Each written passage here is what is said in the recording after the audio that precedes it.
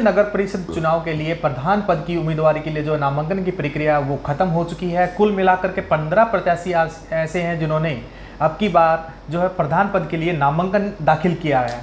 उसके बाद अब 6 तारीख को जो है इन प्रधान पद के जिन्होंने नामांकन दाखिल किया है उनकी जो कागजों की जांच होगी, उसके बाद फिर 7 तारीख को जो है उनको चुनाव चिन्ह आवंटित किए जाएंगे। कुल सभी पार्टी के द्वारा अपने उम्मीदवार मैदान में उतार दिए गए हैं। हालांकि कांग्रेस इस चुनाव से कमिट कर चुकी है कि उन्होंने सिंबल पे न लड़ने का फैसला लिया है।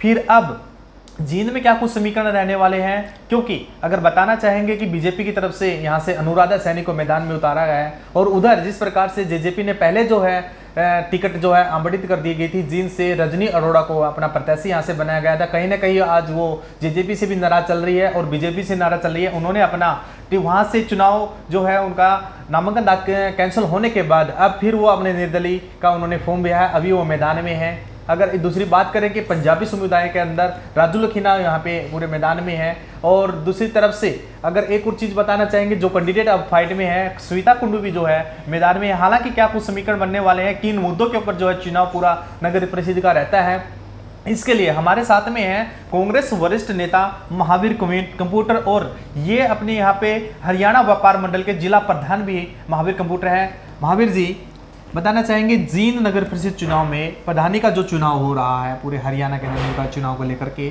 कुल मिलाकर के 15 प्रत्याशी ऐसे हैं जिन्होंने प्रधान पद के लिए अपना नामांकन दाखिल किया है। जिस प्रकार के अब जो समीकरण बन रहे हैं, किस प्रकार के हालात जो बन रहे हैं, कौन से मुद्दे जो हैं जींद में अब तक का जो आंकड़ा अगर उठा कर देखें वो हैवी रहने वाले हैं? मुद्दे तो रहेंगे। सबसे पहला मुद्दा तो विकास का रहेगा। जींद में जितने नगर परिषद के द्वारा विकास हुए हैं, आप देख रहे होंगे काफ़ी सड़कें जो जींद की सड़कें हैं उनके काफ़ी हालात ख़राब हैं। आपको खड्डे ही खड्डे नज़र आएंगे। सबसे प्रमुख स्थान हमारा रानी तालाब ले लो आप। रानी तालाब में कम से कम 50,000 आदमियों का आना जाना रहता है और कई आदमी चोटिल भी हुए हैं। आप इतने खड्डे हैं, वहाँ आदमी गुजर ही नहीं सकता, पैदल ही गुजरना बड़ा मुश्किल होता है। तो मुद्दे तो रहेंगे, जैसे कमेटी का भ्रष्टाचार का मुद्दा है, सबसे बड़ा मुद्दा रहेगा। जैसे जो आम जन आदमी हैं, कमेटी में चाहे आईडी बनवाने के लिए गए, चाहे और भी किसी प्रमाण पत्र की ज़रूरत पड़ी, उन्हें लोगों ने लाइन में लगना पड़ा। तो लोगों में आक्रोश है इस बात को लेके। तो बीजेपी के खिलाफ तो मुद्दे रहेंगे और लोग अपने, जैसे पिछले जो नगर परिषद के चेयरमैन का जो शासनकाल रहा था, वो शासनकाल कोई बेहतर शासनकाल नहीं था। उससे लोग खपा भी हैं, नाराज भी है, हताश भी है। जिस तरीके से बीजेपी और जेजेपी के द्वारा पहले लिस्ट जारी कर दी गई, बीजेपी का फैसला था कि हम चुनाव जो है अलग अलग लड़ेंगे। जेजेपी का लिस्ट जारी करने के बाद रजनी आज कोई ना कोई नाराज निर्दलीय उम्मीदवार वहाँ से उतारा है। इधर अगर बात करें अनुराधा सैनी को मैदान में उतारा है, राज सैनी जो डॉक्टर है उनकी वो पुत्रवधू है। आम आदमी की पार्टी बात करें तो वो पहली बार जो है हरियाणा में निकाय चुनाव लड़ रही है, वो भी सिंबल पे लड़ रही है। इनमें बात करें इन तीनों को अंदर के, क्या जेजेपी और बीजेपी के अंदर जो रार हुई है उसका गठबंधन के ऊपर कोई ना कोई असर पड़ेगा? कहीं ना कहीं आम आदमी फाइट में आएगी, क्योंकि कांग्रेस की अगर बात करें, कांग्रेस तो पहले ही सिंबल में चुनाव में लड़ने का मन बना चुकी है। बिल्कुल सही बात है। मैं आपको बताना चाहता हूँ, दोबारा ये गठबंधन हुआ, ये मजबूरी का गठबंधन है, क्योंकि इनकी जो रार चली थी वो भ्रष्टाचार को लेकर रार चली थी।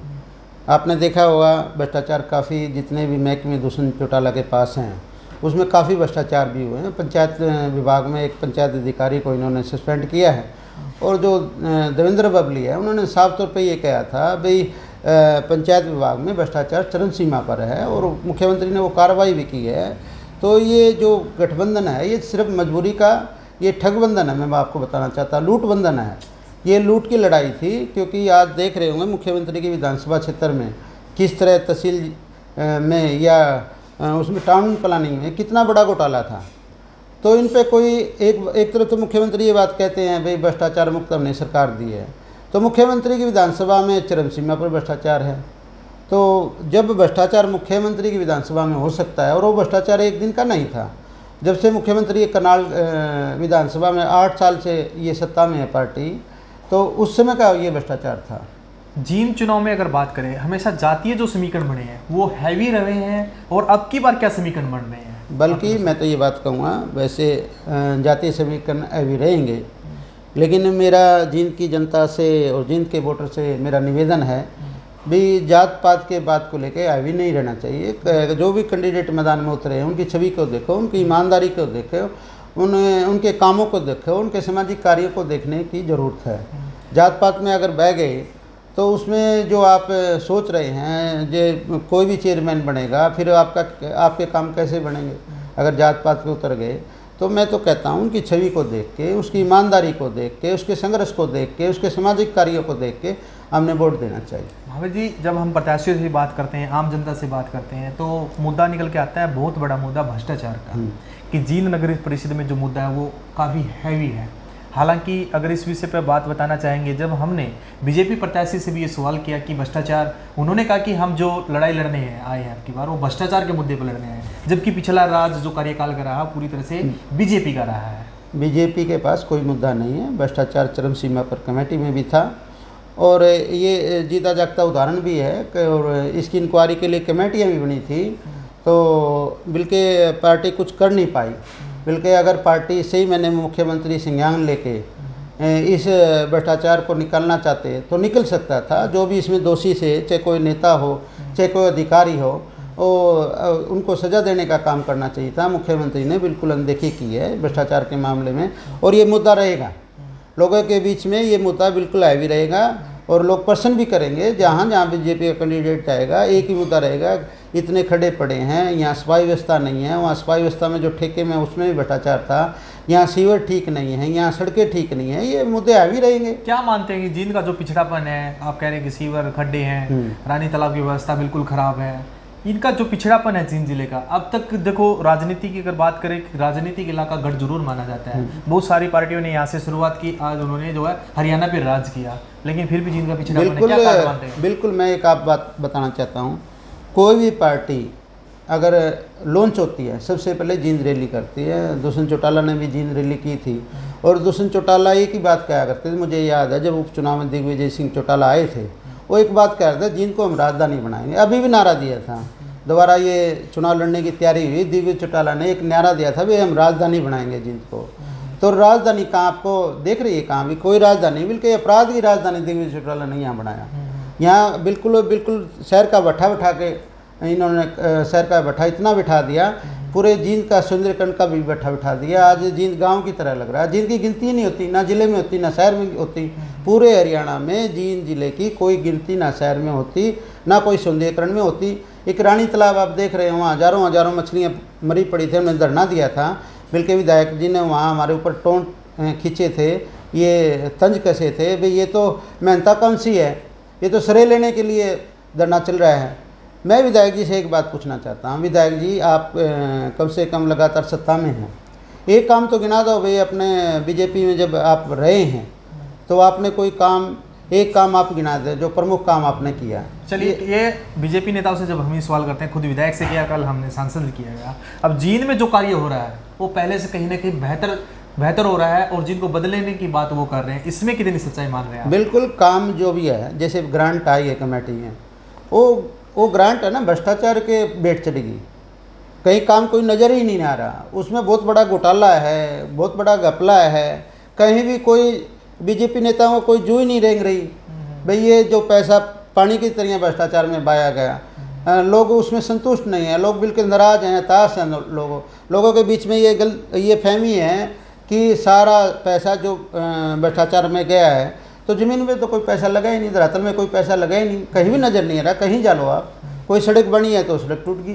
प्रधान जी, आप एक बताइए, कांग्रेस वरिष्ठ नेता आप हैं, और कांग्रेस इस चुनाव से क्यों भागी, क्यों उन्होंने सिंबल में चुनाव लड़ने का फैसला लिया, क्या कारण रहे हैं इसके पीछे? कांग्रेस पार्टी ने एक फैसला किया, सभी विधायकों का फैसला था, जो भी विधायक थे 31 विधायकों की, सबकी राय मशवरा करके हमारे जो प्रभारी हैं बंसल साहब, विवेक बंसल भी थे, माननीय हमारे चौधरी भूपेंद्र सिंह जो विपक्ष के नेता वो भी शामिल थे, सबकी एक राय थी, ये भाईचारे का इलेक्शन है, ये इस इलेक्शन में हमने नहीं जाना चाहिए, ये अपने परिवार का इलेक्शन है, इसमें हमने पार्टीबाजी नहीं करनी चाहिए। एक वार्ड से 2-2 3-3 कैंडिडेट हैं, चेयरमैन के भी 15 कैंडिडेट हैं, तो पार्टी के लिए बड़ा मुश्किल हो जाता है। ये भी मान के चलो ना प्रधान जी, जो शहर का विकास करवाती है छोटी जो सरकार होती है जिले की, वो शहर की नजर छोटी सरकार की सबसे ज्यादा रहते हैं ना, बड़ी की खराब। बड़ी ने तो जो है यहाँ पे जो बजट देना है सारा का सारा, लेकिन कार्य तो उन्होंने ही करवाना है। तो ये कार्य आप लोग क्यों नहीं आए मैदान में? ये कार्य है, वैसे ये भाईचारे का इलेक्शन है। मैं आपको बताना चाहता हूँ, ये छोटी सरकार है।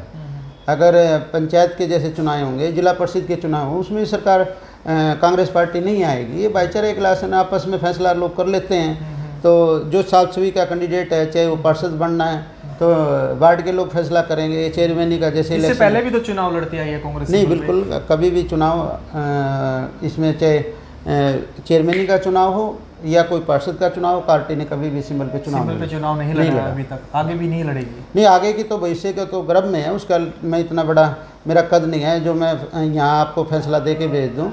ये तो गर्भ में है जो बातें, पार्टी की जो नीतियाँ हैं उसके अनुसार हमने चलना पड़ता है। पार्टी में जैसे आप कह रहे थे भी, कांग्रेस भी शासनकाल में रही है, 10 साल मुख्यमंत्री है हमारे चौधरी भूपेंद्र सिंह हुड्डा, विपक्ष के नेता हैं जो मुख्यमंत्री रहे हैं। उन्होंने जींद को कार्य करने की बड़ी अच्छी शुरुआत की थी। उन्होंने कई बाईपास भी दिए हैं। यहाँ एक हमारे जींद जिले में एक बहुत बड़ी सौगात यूनिवर्सिटी की स्वतंत्रता सेनानी हमारे माननीय रणवीर सिंह हुड्डा, उनके नाम से यहाँ एक बहुत बड़ी यूनिवर्सिटी दी है। यहाँ एक आपने देखा होगा, यहाँ एक वैसे पशुपालन के लिए एक बहुत बड़ा हॉस्पिटल भी हुआ। यहाँ स्टेडियम भी आप देख लो जाके, कितना सुंदर स्टेडियम चौधरी भूपेंद्र सिंह हुड्डा ने दिया है। चौधरी भूपेंद्र सिंह हुड्डा ने काफ़ी बाईपास बनाए, आपने देखा हूँ बयानी रोड, रोहतक रोड और सारे वार्डों के लिए चौधरी भूपेंद्र सिंह हुड्डा ने कम से कम 50 करोड़ की ग्रांट दी थी। जो बाईपास की आप बात कर रहे हैं वो सांसद रमेश कोसी करेंगे, तो हमारे द्वारा तैयार किए गए ये कहने की बात है। सांसद कोसी जी जो कह रहे भी हमने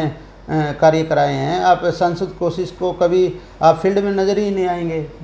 आपने पिछला चुनाव उन्होंने लड़ा था, वो तो इलेक्शन कुछ जात पात में बढ़ जाते हैं। बीजेपी पार्टी ऐसी पार्टी है जो जात पात में बढ़ जाती है, इनका विकास का कोई मुद्दा नहीं रहता। आज भी देखेंगे शहर में जात पात में बांटेगी बीजेपी का तो ये पहला एजेंडा है, जाट पात में बांटने, कभी मुसलमान हिंदू कराएंगे, कभी जाट नॉन जाट कराएंगे, ये प्रमुख एजेंडे बीजेपी करें। बीजेपी ने विकास के मुद्दे पे तो कभी चुनाव लड़ा ही नहीं। चलो ग्राउंड पे कांग्रेस किसके साथ में जाएगी? बिल्कुल जो रहेगा ऐसे हैं जो अच्छे उम्मीदवार होंगे, जैसे चेयरमैन निकाल लगेगा, अभी तो बहुत कम समय बाकी है, 15 तारीख लगे आ जाएगा भाई कौन कैंडिडेट मुकाबले में है। तो कांग्रेस के जो भी वर्कर हैं वो उसको सपोर्ट करेंगे और उसको वोट भी दिलाएंगे। महावीर जी, जिस प्रकार से हरियाणा में राज्यसभा चुनाव भी है, कांग्रेस की तरफ से भी जो है उम्मीदवार आया है, आरोप लग रहे हैं कहीं ना कांग्रेस के ऊपर जो विधायकों को जो वहाँ पे कैद कर लिया गया है। हुड्डा साहब कह रहे हैं कि वो अपने जो है पिकनिक पे गए हैं, क्या कहेंगे? बिल्कुल कोई कैद नहीं किया, बल्कि उनकी विधायकों की ट्रेनिंग चल रही है। हुड्डा साहब खुद वहाँ पे हैं, सारे विधायक एक किस्म का चिंतन भी कर रहे हैं वे आने वाला समय जो है पार्टी कैसे चलाएगी। जैसे हमारा विपक्ष आपके समक्ष है, उसके बारे में चर्चाएं चल रही हैं। और आने वाले विधानसभा 2024 का चुनाव पार्टी पूरे दमखम के साथ लड़ेगी। और मैं आपको बताना चाहता हूं, जो राज्यसभा का चुनाव है वो कांग्रेस पार्टी की जोड़ी में अजय माकन जी हमारे प्रत्याशी हैं, अजय माकन जी जीतेंगे। ये भ्रमित बातें हैं। जैसे आप कह रहे थे भाई, जैसे निर्दलीय विधायक हैं, एक तरफ तो विधायक ये कह रहे हैं कि बीजेपी पार्टी की नीतियां और जो कार्यशैली है बिल्कुल ख़राब है, लोगों को हक में नहीं है, वो आवाज़ भी उठाते हैं। लेकिन जब समय आता है सबक सिखाने का, उसमें वो इकट्ठे हो जाते हैं। जैसे आप गठबंधन की बात लगा लो, एकदम इकट्ठे हो गए, 3 दिन पहले गठबंधन तोड़ दिया और फिर इकट्ठे हो गए। अब ये निर्दलीय विधायकों की वोट खरीद फरोख्त की बात चल रही है इनकी, बीजेपी की जो चेहरा इन्होंने उतारा है वो खरीद फरोख्त के सारे ये चुनाव जीतना चाहते हैं और बिल्कुल मात खाएंगे। जिस प्रकार से बीजेपी जेजेपी ने दोनों ने, क्या कोई न कोई इनका गेम प्लान था ये, जिस तरीके से पहले उम्मीदवार उतारना फिर साथ में आना, क्या समझे इस बात? बिल्कुल इनका आप देख रहे हैं ना, पहले तो गठबंधन तोड़ा, फिर अजय जी ने बयान दे दिया, दिग्विजय और जो हमारी ये पार्टी है जेजेपी, इनके दूषण जी ने बयान दिया भाई हम विनोद शर्मा को वोट करेंगे, जो कार्तिक शर्मा है, विनोद शर्मा का लड़का है, उसको वोट करेंगे। मैं निकाय चुनाव की भी बात कर रहे हैं प्रधान जी, जिस प्रकार से इन्होंने एक दूसरे के खिलाफ पहले प्रत्याशी उतार दिए। 8 बात करें तो 8 प्रत्याशी ऐसे हैं जहाँ पे एक दूसरे के बीजेपी जेजेपी लड़ रही है। मैं आपको क्या ये जो गठबंधन है आने वाले समय में लंबा चलने वाला है? गठबंधन नहीं चलेगा और ये विश्वासघात भी करेंगे। मैं आपको बताना चाहता हूँ, जेजेपी पार्टी जो हमेशा इनके जो नेता हैं, चाहे उसमें अजय चौटाला जी हों, चाहे दिग्विजय जी, दुष्यंत चौटाला जी हों, तो हमेशा ये लोग विश्वासघात भी करते हैं। जैसे पिछले दिनों इनका बीजेपी का गठबंधन हुआ था, आपको याद होगा, नलोकार बीजेपी का गठबंधन था। उन्होंने गठबंधन से चुनाव लड़ा, लेकिन उन्होंने अलग से अपने उम्मीदवार उतारे। वही पोजीशन आज आ गई है। ये अपने उम्मीदवार हैं, जो हमारे जिनमें इनके हरीश अरोड़ा जी हैं, इन्होंने उम्मीदवार उतारे हैं। इन्होंने जो 4 उम्मीदवार उतारे हैं, बराबर में पैरेलल में ये खड़े रहेंगे बीजेपी के। क्या इनका इससे नुकसान किसको होगा? बिल्कुल इनको नुकसान होगा। मैं तो कहूँ ये कुछ दिन के मेहमान है, मैं आपको बताना चाहता हूँ। ये सरकार भी टूटेगी, मैं आपको बताना चाहता हूँ। जब इनका गठबंधन टूट जाएगा ना, सरकार टूट जाएगी बीच में, और मुझे लगता है चौधरी भूपेंद्र सिंह हुड्डा मुख्यमंत्री बीच में ही बनेंगे।